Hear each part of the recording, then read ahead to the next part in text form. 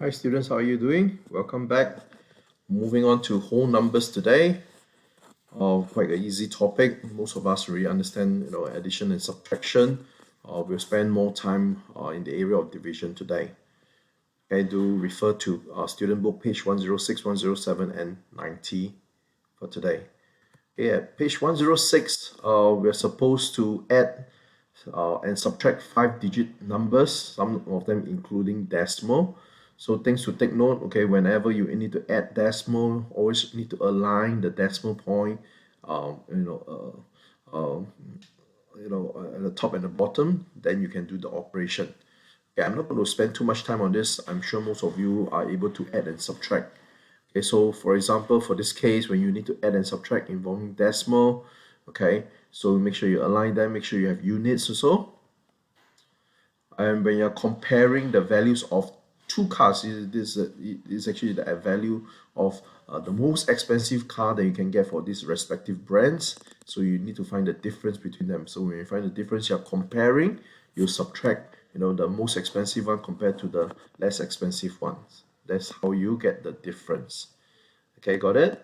So, and the last one here, you're talking about traveling expenses. So you're talking about a logbook to record the distance traveled by the car. Okay, so on this date, at the beginning, the odometer is 38,542. End of the trip is 39,461. So you will be able to find the distance traveled in between for this particular trip on the 18th of September. So you work it out, you get the difference. Okay, and then do the same thing for B, C, and D. You find all the difference, and eventually you add up all these differences to get the total here. Okay, easy for this particular page. Okay, at page 106. Okay, let's move on to the next concept. Okay, division. We have touched a little bit on it when we were back in school during term one, but we will quickly touch on this matter. Short division. Okay, let's look at this question here. Question number 8. Oh, sorry, question I, which is 35,967 divided by 8. So short division, 3 can't divide by 8, you use 35. 35 divided by 8 is 4. 4 times 8 is 32. Remainder, 32 and 35, remainder is 3. You put a 3 here. So 39 divided by 8, again, is 4. And the remainder is 39 minus 32 is 7. So 76 divided by 8 is 9. 9 times 8 is 72. Remainder is 4. So 47 divided by 8 is actually 5. And 5 times 8 is 40. 47 minus 40 is 7. So the remainder, in order to get the remaining fraction here, will be always the remainder out of the divisor, which is 7 out of 8. So far clear? Okay. Let me go through another example. Okay, K. Let's say you have 29,738 divided by 10. So 2 can't divide by 10, we move to 29. So 29 divided by 10, there are 2 of them, remainder is 9. 97 divided by 10 is 9, remainder is 7. 73 divided by 10 is 7, remainder is 3. 38 divided by 10 is 3, so 3 times 10 is 30. 38 minus 30, remainder is 8. 8 over 10 is the remaining fraction. Okay, that's how you do it. Okay, just do the same thing for the rest of the question. Okay, mental strategies when you need to find out the estimate when you divide by 9 or even 5. So when you need to divide by 9, what you need to do is round it up to divide by 10. So any number divided by 9, you just round it up to 10. So the answer will be close to that. That's not the answer, remember, it's just an estimate. Okay, it's a round the number up. Okay, just the estimate. And when you need to round the number to divide by 5, you round the number, you divide by 10, then you double the answer. Okay, I'm going to show you some examples. Okay, let's look at the first one here. So you divide by 9, so 9 is very close to 10, so you actually make it an estimate, you divide by 10 instead. So we know that when any number divided by 10, I move the decimal place to the left by 1 space, because there's only 1 0, I move back, I get 115.7. Looking at B, when you need to divide by 5, okay, so use the same number, you divide by 10 times 2. This This is what it means. So whatever the answer, because you have divide too much, you have to double it after that. So this is quite easy for us to work out. 1462 divided by 10 is 146.2. Then after that you have to times 2.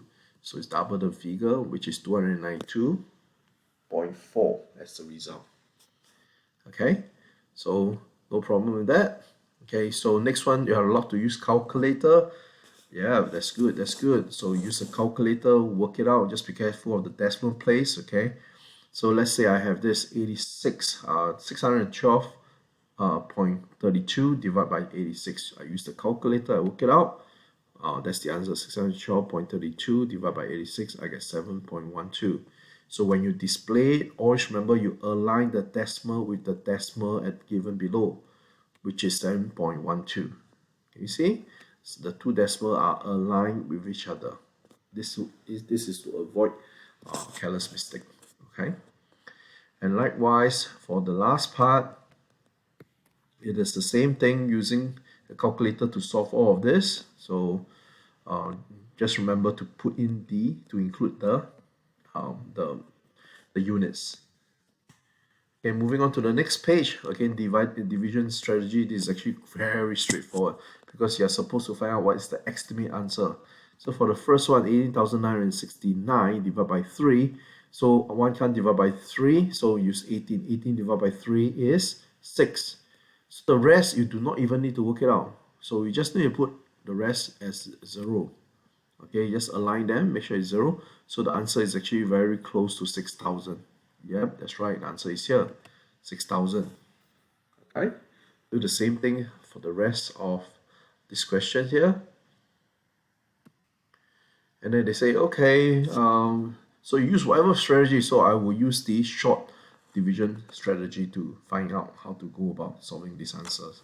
Okay, so 1,700 scouts, 1/4 of them were Queenslanders. So in other words, that number divided by 4.